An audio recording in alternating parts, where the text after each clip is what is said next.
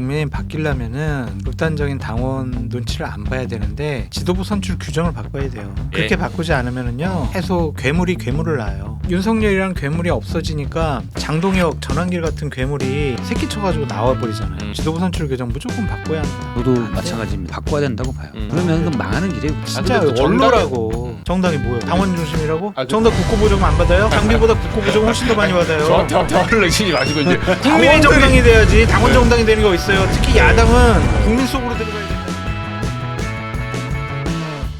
전환길. 오늘 이제 또 국민의힘 당사 압색당했거든요. 이게 공천 이제 문제 있으니까 당사에 다 그 압색 서버에 남아 있지 않겠습니까? 예전에 있지. 이제 공천 자료부터. 예.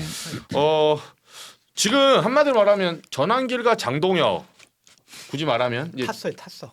지금 분위기 탔어. 분 탔어. 장동혁? 떴다. 어떻게 될 것 같아? 제가 안 그래도 오늘 기류가 좀 변했다는 소식. 어제부터. 어제부터요? 어제 막 깨보니까 예. 장동혁이 막 치고 올라오는 것 같대. 분위기가 그래요? 느낌이. 그러면 과반 넘는다? 아니 과반 안 넘고 네. 장동혁이 1등할 수도 있다. 그런 생각도 들고 네. 현장이 이렇게 중요한 거예요. 현장 유세를 가잖아요. 그쵸. 그럼 조직이 붙은 쪽에서는 당원을 동원한단 말이에요. 맞아요. 당원 동원 그냥 하겠어요? 플랜카드도 막 하고 맞아요, 막 여러 맞아요. 가지 막 외치고 막 힘싸움 그러잖아요. 하는 거죠. 박수 치고 음. 밖에 그냥 그 전당대 밖에서 그냥 완전히 그냥 맞아. 막 거기서부터 그냥 깽강 치고 짓눌러버리거든. 거기서 시작하죠. 옛날에는 뭐 이게 차싸움인가? 뭐 이거 뭐이지?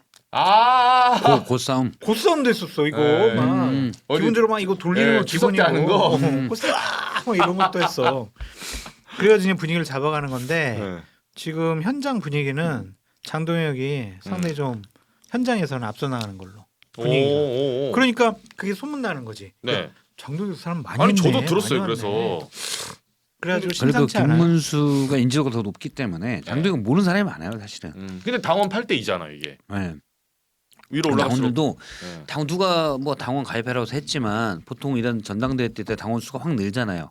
그 전부터 이제 당원 전당대회를 대비해서 각 사람들이 당원 모집 활동을 그렇죠. 하죠. 일어나는데 사실 그래도 저는 인지도가 무조건 깡패다. 인지도가. 예. 그게 맞는 말씀이죠. 인지도가 근데 무조건 분위기가 깡패예요. 올라온다. 뭐 그런 거지 뭐. 근데 그럼- 누가 되든 똑같아요. 둘 다 이상한 사람이에요. 그게 그러긴 하죠. 네. 근데 그러면 결선 가면 그래도 김문수 후보가 이긴다. 저는 이긴다고 봐요. 결선 가면. 저는 좀 정보를 이번 주에 분위기랑 정보를 좀 파악을 해봐야 될 것 같아요. 네. 변수가 생겼어요. 그러니까 이런 것까지 뭐 소개할 필요가 있을까라는 생각이 소개해주세요. 드는데 음. 그 천지일보에서 여론조사를 했는데 맞습니다. 네. 소개 안 하셔도 됩니다. 네. 네, 거기 끊고 신천지가 하는 네. 데죠. 저희 위험해. 신천지는 우리의 주적이기 때문에. 아니 그냥 소개한다고 네. 여론조사 했다고. 알겠습니다. 거기는 여론조사. 이상한 좀 그렇게 네. 해서 네. 거기서 이제 장동혁이 좀 솟았죠 지금. 소승열이라 지금 더블로 이겨요. 거기서. 뻥이야 뻥. 제가 보니까 천지일본 맞아요, 뻥이에요. 천지일본 그렇게 저는 안 안 돼. 믿습니다. 그럼 거기 이제 예를 들면 이런 거잖아. 네. 신천지 교회인들 10만 명, 국민의힘 당원 10만 명이 지금 다 지금 장동혁 밀어. 이건 어마어마한 변수지. 여기도 신천지가 들어오면. 아니, 그런 얘기가 있잖아요. 그 설이 있죠. 네. 그게 소리 아니라 그 보도가 났어요. 네. 그 신천지 지부장이 각 그 산하 지부에 음. 보낸 문자 이거 정말 큰일 나니까 조용히 처리해야 된다. 각 당원 우리가 윤석열 라인에 붙었으니까 당원 모집을 할당을 하겠다. 각 지부별로 그러니까 교구별로 몇 명씩 해라. 이 문자가 공개된 바가 있습니다. 더블이 아니구나. 죄송합니다. 더블은 그래도 아니고요. 압도적으로 지금 높잖아요. 뭐 하여튼 거기에서는. 10% 이상으로 앞서 나가고 있다. 근데 이 와중에 오늘 저희 뉴스쇼에도 나왔는데 윤희숙 전 여위원장 대놓고 지금 혁신 쪽 의원들 혁신 후보를 지지하겠다 이렇게 말하는데 윤희숙 원장은 왜 저러는 것 같아요? 아니 저게 맞죠 사실은. 저게 정상이죠. 저는 맞는 윤희숙 말이긴 전 한데 의원이 의도는. 그래도 용기 있다라고 봐요. 당이 이렇게 돼서는 안 된다라는 생각에 목소리를 내죠. 그러니까 지금 윤희숙 전 의원만 저러고 있는 거잖아요. 맞아요. 다른 분들도 너무 조용히 있어요. 다른 분들은. 네. 전 그게 문제다. 그래서 중진들 뭐 초선 재선 나름의 약간 신망받는 의원들도 이 망국의 상황 지금 이 국민의힘의 망국에서 국은 국민의힘이에요. 이 상황을 그냥 구경만 하고 있어요. 그러면 안 되죠. 의원들 반응이 어떠냐 그랬더니 에휴, 뭘 내가 여기서 뭘 이런 그냥 자포자기 심정인 것 같아요. 그냥 아유 신경 쓰기도 싫고 창피한 부분도 있고 괜히 뭐 여기 그냥 발 담궜다가 이상한 험한 꼴 당할 수도 있고 그래서 그냥 귀찮기도 하고 창피하기도 하고 감정이 대단히 복잡한 것 같아요 지금. 그래가지고 그냥 여러 가지 목소리 내는 거, 혁신의 목소리 내는 거, 집단화하는 거 전혀 그런 것도 그냥 다 하기 싫고 귀찮다고 그냥 이런 분위기래요. 근데 거기에는 그게 있어요. 제가 볼 때는 뭐냐 국민의힘 의원들 저도 몇몇한테 계속 왜 이런 상황을 두고 보냐라고 계속 얘기를 했는데 그래도 다 두고 보더라고요. 이게 왜냐면 일단 이분들은 제가 얘기한 분들은 절대 이제 김문수나 전환길의 손을 장동혁의 손을 들어줄 분들은 아니죠. 그렇죠. 그런 분들도 꽤 있어요. 사실 의원 네. 중에. 근데 이분들은 왜 관망하냐? 일단 그러면 여기서 나서면 무조건 전환길을 뭐라고 해야 되는데 혹시 이게 나한테 피해로 돌아오지 않을까? 그렇죠. 이게 있어요. 그렇죠. 그러니까 다음 총선 때는 어차피 김문수 체제든 장동혁 체제든 다음 총선 되기 전에 깨질 거라고 다 보고 총선 때는 민심을 얻어야 하니까 그건 아닐 거라고 이분들이 거의 90% 다들 생각을 하는데 그렇죠. 나머지 10% 혹시 그러면 어떡하지? 나는 또 공천 받아야 되는데. 그러니까 이게 제일 안전하다고 생각하는 거죠. 근데 저는 진짜 비겁하다고 봐요. 김대중 전 대통령이 얘기했잖아요. 국민의힘에 이제 그런 얘기를 할 건 아닌데 네. 담벼락에 욕이라도 해라. 이건 정말 그냥 아주 작은 사건이 아니라 상당히 큰 정말 국민의힘으로서는 저는 볼 때 뭐 민정당 옛날 이후로 가장 나쁘게 지금 가고 있는데 욕을 어떻게 가만히 두고 봐요. 이 의원들이 참 비겁하다고 봐요. 모르신 분. 근데 전환기 씨는 지방선거 나올 것 같아요? 지방선거는 안 나오죠. 그 친구는 배지에 관심이 있으니까. 다 아시겠지만 전환기 씨가 고향 사랑 운동한다고 경산에 꽤 자주 가신다고 기부도 자주 하고. 그 전에 하여튼 뭐 예를 들면은 뭐 양로원 뭐 네. 노인정 행사 있으면은 뭐 이렇게 자주 갔었고 큰 행사 있을 때마다 자기가 못 가면 기부도 하고 네. 그러면서 전환길 씨가 경산에 출마하려고 그러네 그런 소문이 많이 있었죠. 있었다 하더라고요. 여기 그러면 전환기 28년도에 배지 출마하고 싶어하는 것 같아요. 28년도에 이 당이 있을까요? 없어져야죠. 없어져야 된다. 없어져야죠. 이건 당이고. 저런 장 전망은 어떻게 보세요? 안 없어지죠. 안 없어져. 뭐 어떻게 없어져요? 네. 그렇죠? 네. 위원정당 음, 심판. 안 됩니까? 정성호 법무부 장관이 할까? 아니면 법을 바꿔서 뭐 민주당이 하나? 모르겠네요. 그거 쉽지 않지. 그건. 소장님 어떻게 보세요? 저는 쉽지 않을 거라고 봐요. 위원정당 해산에 대해서 헌재가 결정내기 쉽지 않아요. 현재는 법무부가 청구하고 헌법재판소가 그렇죠. 결정하잖아요. 근데 이러면 정성호 법무부 장관이 하지는 않을 것이고, 근데 지금 민주당에서 내놓은 법안 하나가 그러니까 법무부가 청구하는 게 아니라 국회에서 청구할 그쵸. 수 있게 그렇죠. 한 게 바꾸려고 있습니다. 하죠. 그래서 그 법이 뭐 민주당이 맞먹으면 통과시킬 수 있죠. 근데 헌재에서 지금 이걸로 위원정당 되기는 쉽지 않다 이렇게 보고. 그것과 별개로 국민의힘은 일단 김문수가 되든 장동혁이 되든 절대 안 물러날 거기 때문에 지방선거 참패든 어쨌든 이분들이 자리 지키고 그냥 어차피 구구 한 길로 가기로 마음을 먹었기 때문에 이 체제가 계속 갈 걸로 보고 그럴 바에는 아예 바닥을 쳐서 좀 생각 있는 분들이 뛰쳐나와야 되는데 일단 그런 생각도 움직임도 있는 것 같아요. 제가 볼 때는. 근데 이게 잘 될까라는 건 의문이에요, 사실은. 그렇게 해서는 되지 않을 것 같고요. 결국에는 국민의힘 바뀌려면은 그 강성당원, 극단적인 당원 눈치를 안 봐야 되는데 그러려면 제가 몇 번 얘기했지만 지도부 선출 규정을 바꿔야 돼요. 아예 당원이 아니라 당연히 그냥 민심 100% 역선택 없이 아예 그렇게 바꾸지 않으면은요 계속 그 괴물이 괴물을 낳아요. 지금 윤석열이랑 괴물이 없어지니까 장동혁, 전환길 같은 괴물이 새끼 쳐가지고 나와버리잖아요. 그래서 저거 지도부 선출 규정 무조건 바꿔야 합니다. 그게 뭐 공천 과정에 저는 경선에서 뭐 당원 중심주의라고 하는데 저도 안 돼. 마찬가지입니다. 바꿔야 된다고 봐요. 근데 황우여 뭐 송원석 비대위 결정이지만 황우여 선관위원장이 그걸 8대1로 했잖아요. 그치 나쁜 사람이에요. 그러면 그래도. 그 망하는 길이에요, 그냥. 그렇죠. 진짜 근데 또 원로라고. 정당이 뭐요? 당원 중심이라고? 그- 정당 국고보조금 안 받아요? 당비보다 국고보조금 훨씬 더 많이 받아요. 저한테 화를 내시지 마시고 이제 국민의 당원들이- 정당이 돼야지 당원 네. 정당이 되는 거 있어요. 특히 네. 야당은 네. 국민 속으로 들어가야 된다니까요. 네. 당원 속으로 네. 들어가면 그렇죠. 죽어요. 근데 야당은. 정청래 지금 당 대표는 민주당. 거의 여당이니까. 아니 거기도 당원 중심이잖아요. 거의 지금. 여당이니까. 아니 전 그래서 괜찮다니까. 민주당한테도 뭐라고 네. 해요. 네. 그래서 네. 전 작년부터 네. 우리나라 정치가 서로 양극화되고 지금 국민의힘은 뭐 양극화의 수준이 아니라 너무 이상하게 가고 있죠, 물론. 근데 이렇게 되는 배경에는 이 당원 중심주의가 있다. 그러면 실제 그러면 안 투표는 뭐 양쪽 예를 들어 1,400, 1,600 이렇게 투표를 하는데 3,000만 이상 명이 투표를 하는데 실제 모든 경선 과정에 선택권을 쥔 거는 약 100만 당원이에요. 그렇죠. 근데 이분들이 100만이 표본이 샘플이 아니고 가장 강성인 분들이에요. 민주당도 마찬가지고 맞아요. 국민의힘도 마찬가지고. 그러면은 이 양쪽 진영의 강성 100만씩이 사실은 우리나라 정당의 문제, 맞아요. 내부 뭐 당 대표랄지 대선 후보를 다 결정하는 구조가 사실 된 한 거예요. 줌도 안 되거든요. 그럼. 그렇죠. 네. 그거는 잘못돼 있죠. 그러니까 이제 애초부터 예전에 이재명 대표도 그런 얘기를 했었다고 그러더라고요. 한 자리에서 51% 전략, 51% 전략이라면서 네. 처음에는 사실은 우리나라 뭐 민주당 지지자들, 국민의힘 지지자들은 반반 해놓고 이 중에서도 강성 반 26%. 그렇죠. 여기만 얻으면 일단 여기 51%. 그렇죠. 그렇죠. 이쪽의 진영에 일단 될 수 있고 그 다음엔 이제 민심을 얻어야 되니까 중도로 가는 거죠. 그게 사실은 되게 왜곡된 구조죠. 처음부터 민심에 한 분들이 전면에 나설 수가 없는. 그래서 어제 민주당 상임 고문들도 정청래 대표에게 네. 당신만 보고 가서는 안 된다라고 다 조언을 했어요. 여당은 뭐 당신만 봐도 돼. 근데 야당은 그러면 안 돼. 그 보시기에 그러면 지금 여당 상황은 일각에서 그러니까 이건 민주당에서 갈라치기란 말도 들리기는 뭐라고 하냐면 조국 대표 사면 그리고 정청래 의원 뭐 양산 가서 문재인 대통령 만나고 이게 전반의 지금 사태를 보면 벌써부터 그러니까 김어준까지 김어준 이제 총수가 하는 이 1년에 딱 합치면 이미 이재명 대통령이 허니문이 끝났다. 이렇게 보는 말도 있거든요. 좀 비판적으로 보는 사람들은.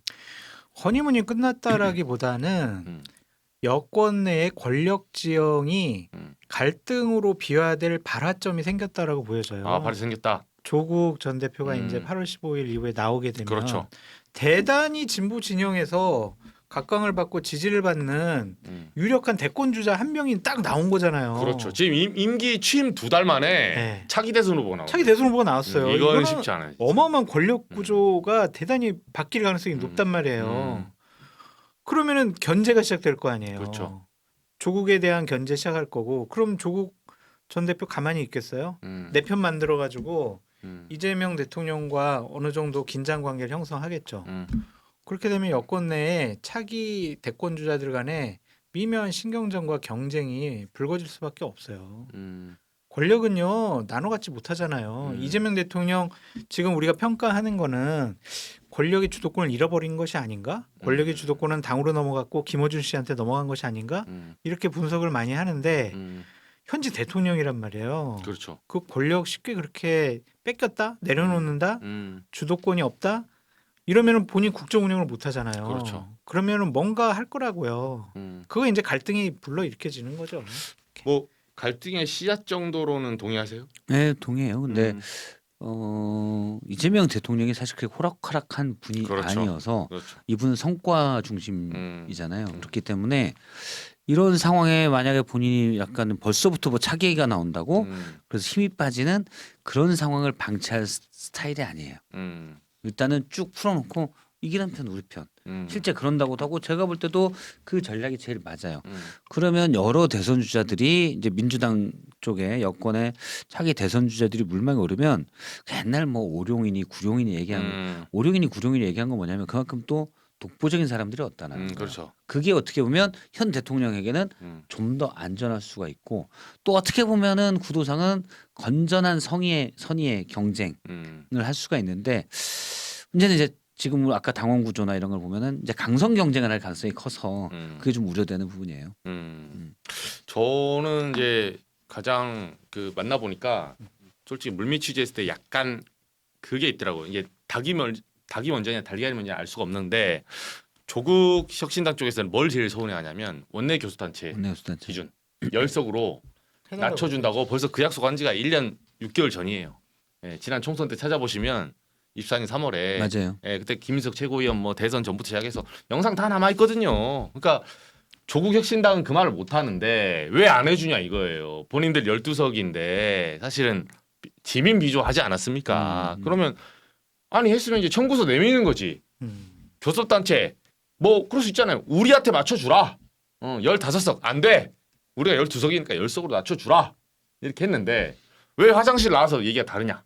이제 이 소리 하는 거고 민주당 입장에서는 뭐냐면 아니 조국혁신당이 결국은 지난번에 작년에 영광군수 선거 생각나시죠? 예. 영광군수 때 이인재법 때문에 조국혁신당의 후보가 누가 됐냐면 민주당 탈당한 장현 후보가 됐거든요. 그러니까 사실 그 탈당은 순수한 탈당도 아니야. 여기 경선에서 질 것 같으니까 반 스텝 빠르게 나온 거예요. 왜 경선해버리면 못 나오잖아요. 예. 이인재법을 회피한 일종의 민주당 입장에서는 뒤에서 칼날 날라온 거거든. 그럼 공천을 어떻게 진행합니까?